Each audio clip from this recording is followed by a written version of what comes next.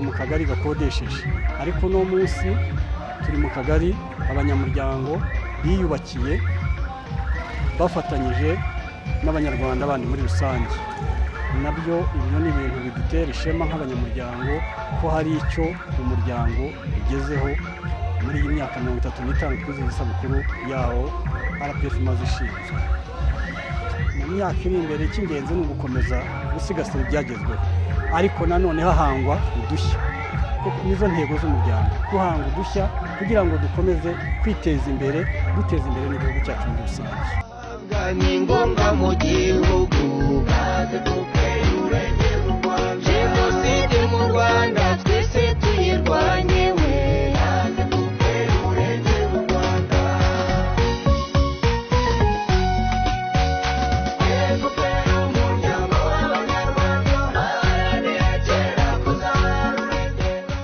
Abanyamuryango ba FPR ntabwo mushobora guhura nk'uku nguku wabuze inzira wenda wayobye ngo agusige ku nzira, ntabwo ashobora kukubona ushonje ngo areke kukugaburira, ntabwo yakubona ufite ikibazo ngo agusige atakubajije ukuntu bimeze, yaba afite uko ashoboye akaba yagufasha.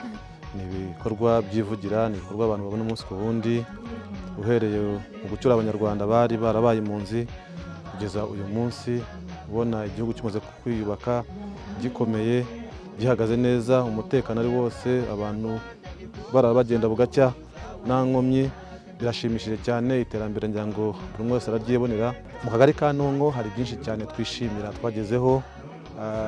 Mbere na mbere mu kagari ka Ntonko ugiye kureba ubu nta mihanda y'igitaka dufite, n'irimo ni mike cyane. Abanyarwanda abanyamuryango bishasemo ibisubizo ubwabo mu kwishakira igisubizo, bibakira imihanda nyango mwayibonye twagiye tugaragaza.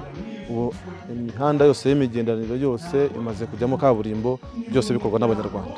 Bubakiye abatishoboye bagenzi babo b'abanyamuryango ndetse n'abanyarwanda muri rusange amazu yo guturamo, batanga amafaranga adasanzwe. Iyo mubabwiye muti hari iki gikorwa cyo gufasha cy'urukundo, bitabira byihuse cyane.